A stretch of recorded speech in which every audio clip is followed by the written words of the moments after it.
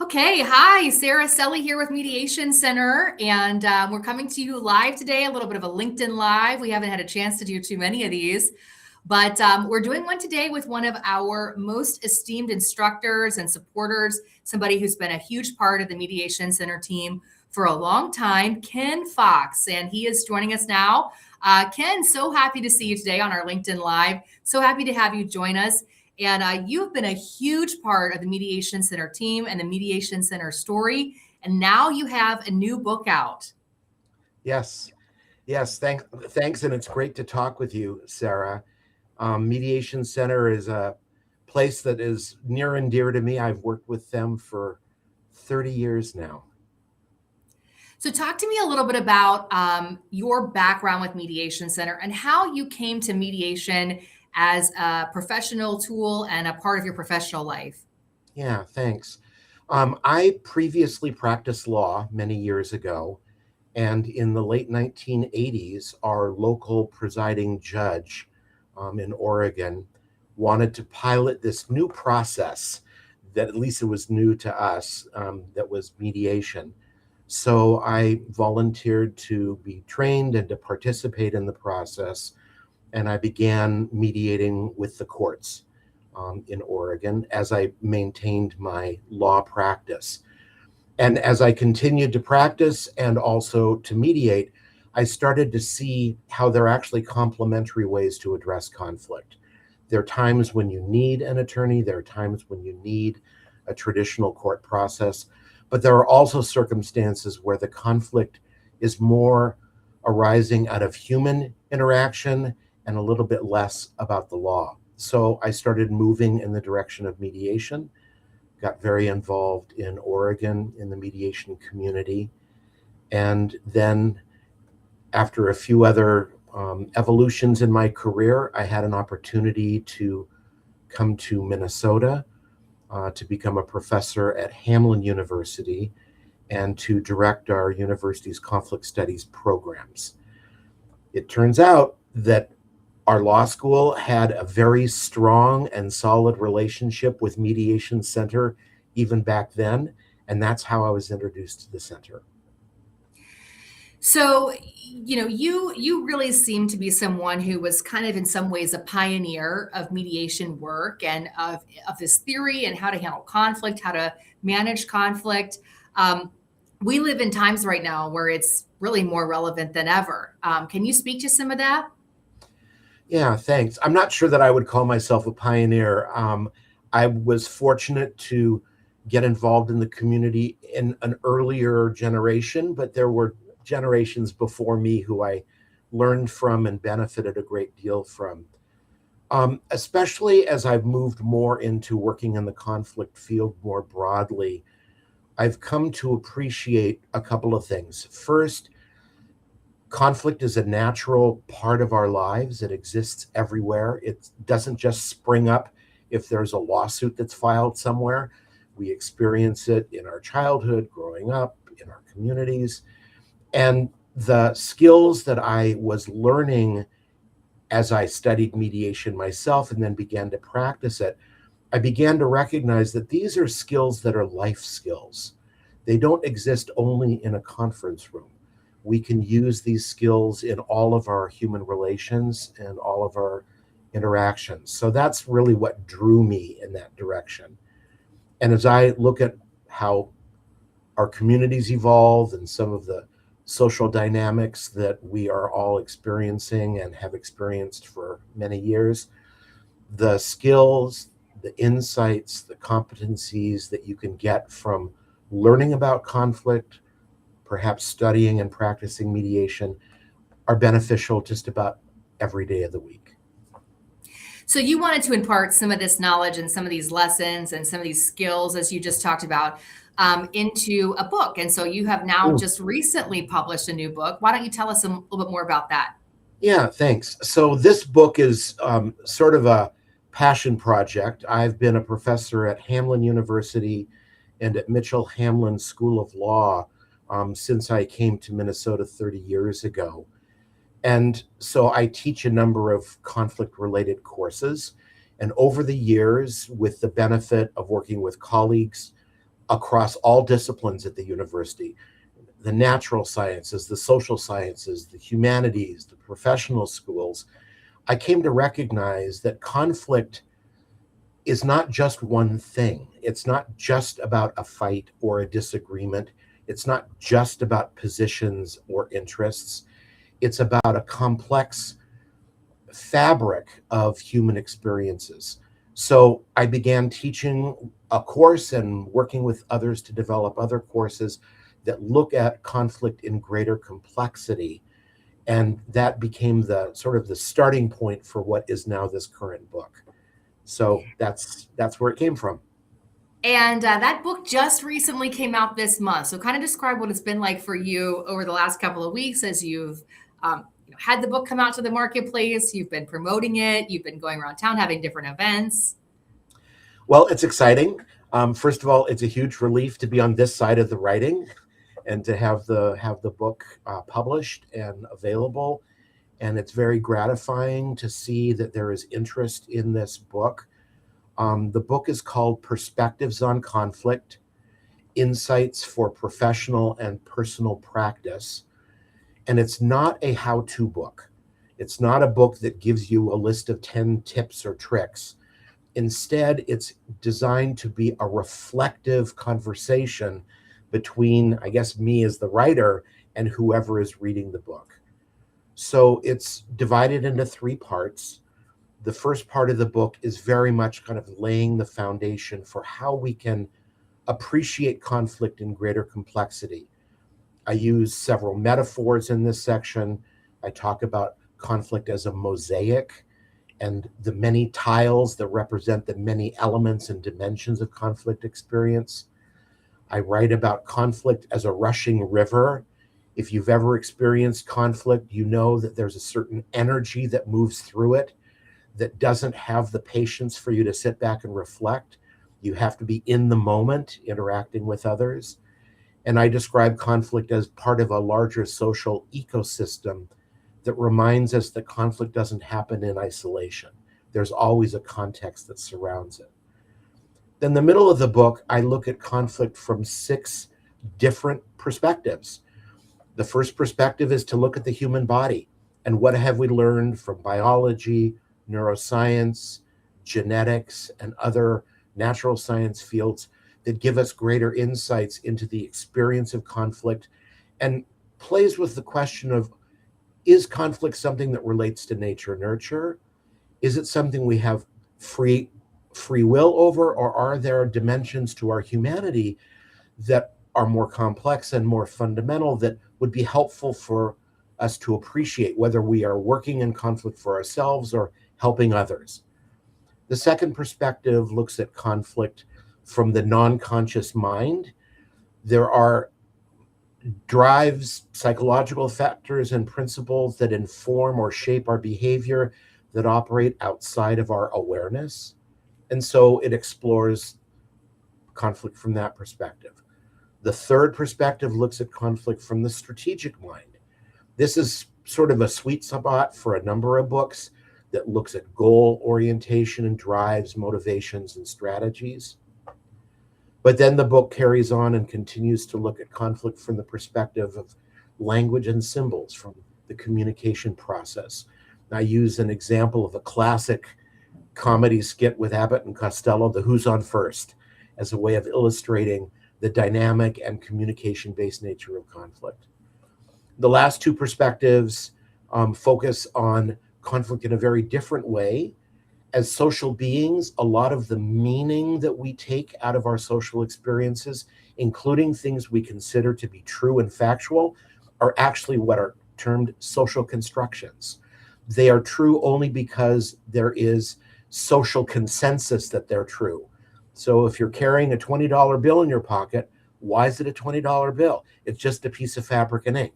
It's because enough people believe what it is that it takes on this what's called subjective certainty. So that's part of conflict. And then finally, I look at conflict from the perspective of social structures and how our individual, group, and collective experiences are shaped by institutions, societies, privilege, and so on. So that's sort of the span of perspectives that I cover in the middle part of the book. And then the last part is just to wrap up. So if there were three major takeaways that you had for pieces of knowledge, nuggets of knowledge that you wanted people to sort of have as they mediate conflict, as they work through conflict, what would you say those three biggest nuggets or tenets are in your point of view? That's a good question. I can think of two. I'll try and think of a third. The first one is that in many ways, understanding conflict is not rocket science. We all deal with it, and largely successfully in our lives. So what, for example, I describe in the book, there may be new concepts, but often what I describe are things that we have an intuitive sense of, but gives a language to, and allows us to think more intentionally about our experiences. So that's the first thing that I think is important, that we all already have capacity to deal with conflict. The question is, how can we strengthen it? How can we move from a reactive way of dealing with conflict into a more responsive and intentional way? So that's the first takeaway that I would have. The second lesson that I have to remind myself all the time, whether it's my own conflict or whether I'm working with others in their conflicts, either as a mediator or a facilitator or part of a large project. I've worked on large international social conflict matters and so on. I need to remember to be humble and to be curious and to recognize that I'm not an objective observer, even if I'm an intervener. There is what is called a reflexive dynamic that is inescapable the moment you interact with parties. So, for example, we're talking now. I had thoughts of what I might want to share on this conversation, but it's only through our interaction, your questions and your reflections, that's impacting what I now think about and what happens next. It's the same thing in conflict. So even for an intervener, I believe that we have impact, whether it's intentional or unintentional, which means we need to be more self-aware.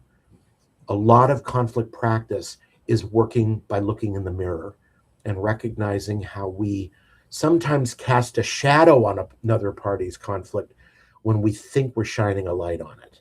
And so to recognize those differences.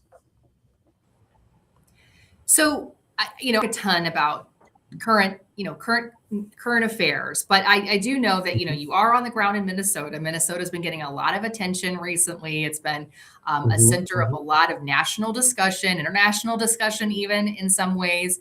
And there does seem to be a lot of conflict in the community, different parties with different feelings. I'm not asking you to weigh in on whether one party is right or the other, but I am asking you to perhaps maybe share, not just with me here, but just in general with the folks who might be tuning into this live stream and seeing this later. What are some of the thoughts that you have as a mediator about how to resolve conflict that seems, to the outside person, so fractured and so distorted? How do you get in and roll up your sleeves and make a meaningful change and meaningful impact in a situation like that, especially given that you're right there and you're seeing it happen all around you? Right. That's a really good question, and it's an incredibly complex question to unpack. Of course, I'm going to ask you a complex question. Yeah. That's wonderful. That's perfectly fine. So I'll offer a couple of observations. Sure. I think what you're asking me to describe is an excellent example of how conflict functions and evolves in context. So what we might be observing on television or what's happening in the community may be individuals interacting, but those interactions are because of some larger dynamics at play. And those larger dynamics could be differences in political view, differences in values, differences in conceptions about the role of government and the role of different parts of our society. Those are the contextual factors that impact individuals. So That's not one single conversation. That is its own very complex thing. But to recognize that individual actions function in a context. There's a concept in sociology that's called structuration. And structuration in its simple form is that we as individual actors often echo the very structures within which we are embedded. And that means that we are not totally free actors. We live in a social context, and what's going on around us impacts us. So now to your question. What can I do as an individual? As an individual, well, first of all, I'm not going to resolve anything. These are large, ongoing, durable social influences. So the question is, how can I engage constructively as we move forward through these dynamics?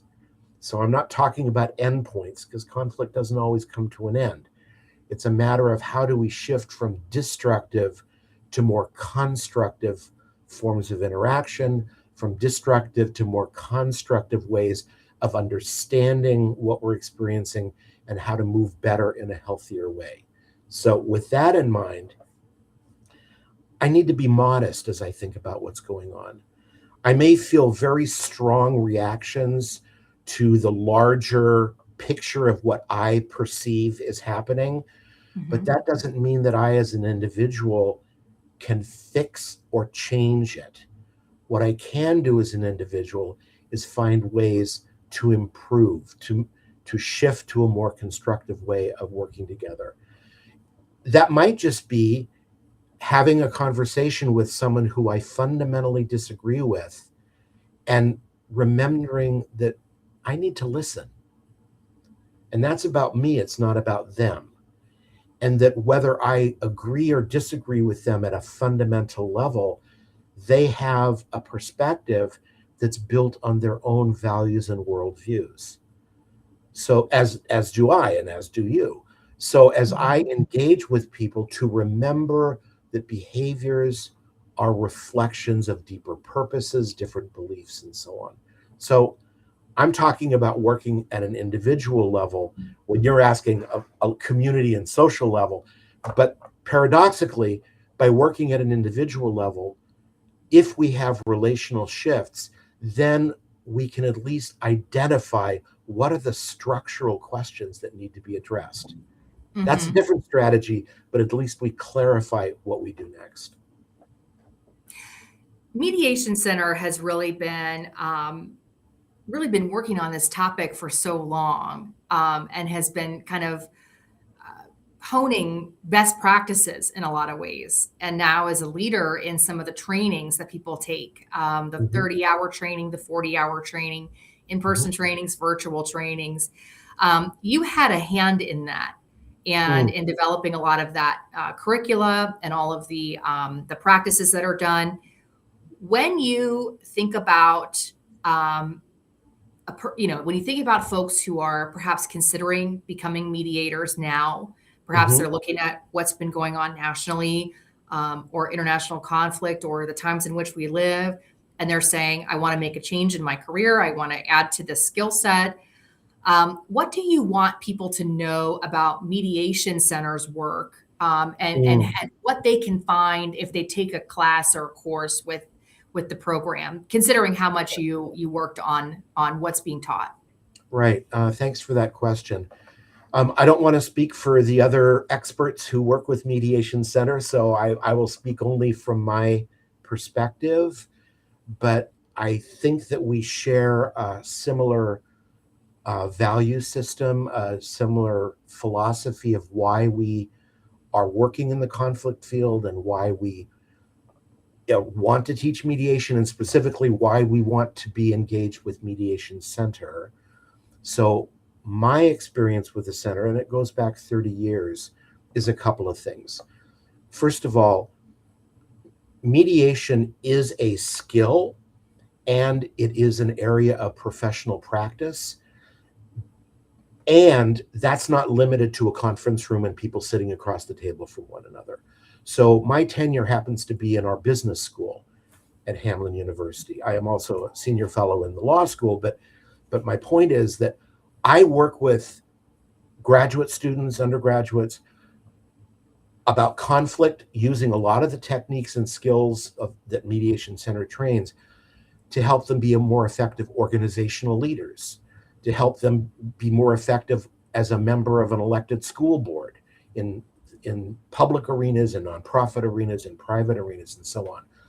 So one of the things that I appreciate about Mediation Center is, and this is my sense, that the trainers not only bring tremendous breadth and depth of expertise, but they bring expertise from a lot of fields in the community, and they're able to see how these skills and how these insights are applicable in so many ways.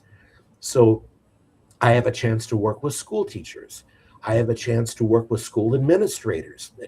Educational administration has a lot of dynamics where skills that Mediation Center teaches could be very, very helpful. So in other words, what I think is important that I value about Mediation Center is the quality of the instructors, the experience that each of them brings, and a philosophy that this is not a trade school skill course. Certainly you're developing skills, but there's skills that percolate out into other competencies as professionals and competencies that help us because we're humans who live in society. So that's why I'm feel so connected to Mediation Center. Yeah. It really feels to me like the work that Mediation Center does just each year, it shows it shows our society has more and more need for this type of skill set because of all the things that come at us in our daily life. Yeah. And one thing that some of the folks at Mediation Center like to stress is that this is not just a tool or skill set or something in your toolbox for when you're in, family court or divorce court or a typical courtroom setting or the legal definition of mediation. This can also be something that can be valuable if you're a counselor at a school, if you're working with a community group, if you are in community organization and civic government, dealing with parties that perhaps have religious differences or major cultural differences. I mean, it's an expansive kind of training in a lot of ways. Yeah, absolutely. In fact, at the beginning of trainings, we often will invite the participants, what's your background? Why did you come here? And there's a tremendous diversity. And that diversity enriches the learning experience because people share their own lived experience as we're going through the program. But it also reflects exactly what you're saying, that these skills, these insights, these conceptual frameworks and competencies, they inform, I'll just put it this way. If you have interaction with another human being in any social setting, these are competencies that can be tremendously helpful. So we have just a couple more minutes before we want to wrap up because we said this would be a 30-minute LinkedIn Live, and we appreciate your time so much, Ken, and you making time to come on the page and do this LinkedIn Live. But I want to ask you one kind of final question. When you started all those years ago, all those decades ago in your professional life, did you ever expect that you would devote this much time to a topic like this and this much effort to this field? I mean, this has been quite a journey, hasn't it? Yes, it has. Thank you. No, I didn't have a blueprint that led to our conversation today, although I'm thrilled that we're having this conversation. I think when I think about my own sort of path and choices, what resonates for me in conflict work generally, and it's reflected in the book, and mediation in particular, working with parties in conflict, I guess there are a couple things that I have learned through the years. One is that conflict doesn't have to be scary, that as you develop your own competencies, your own skills, and you develop your own self-awareness, there is a certain comfort and confidence that can come along from developing these skills. And that's something that I really appreciate. The second thing is I was drawn initially to law, but then to teaching. And like I said, my home base is in a business school. I work with organizational leaders. I work with public officials. I work with nonprofit. So and we also have a school of education. I work with teachers and teacher training and those kinds of things. It reminds me that at the end of the day, we're all human beings. If you care about human beings and want to help them improve the quality of their interactions, their life, their relationships, understanding conflict, and specifically what Mediation Center offers, helps you work with people in their most genuine moment. Because conflict brings out the real parts, at least, of people. And it's very gratifying. It's very enriching to sense that you've had a chance to interact in a very real, genuine way with people in a way that is helpful to them. And that energizes me every day.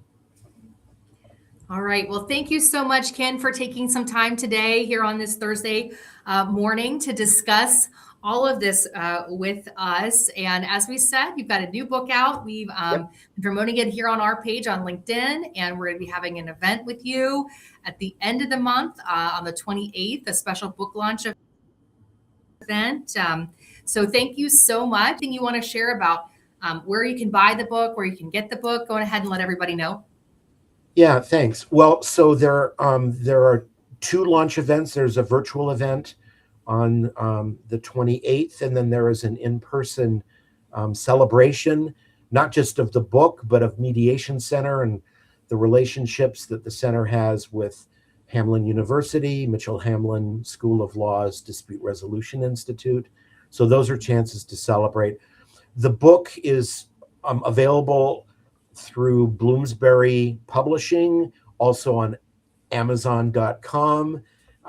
You just search for Perspectives on Conflict, Insights for Professional and Personal Practice, and hopefully the correct book will come up. All right. Thank you so much, Ken. And again, everybody who's joined us on this stream, we appreciate it so much. And we hope you have a good day. And we will log on again soon with more here on LinkedIn Live from Mediation Center. Bye. Thanks very much. Bye.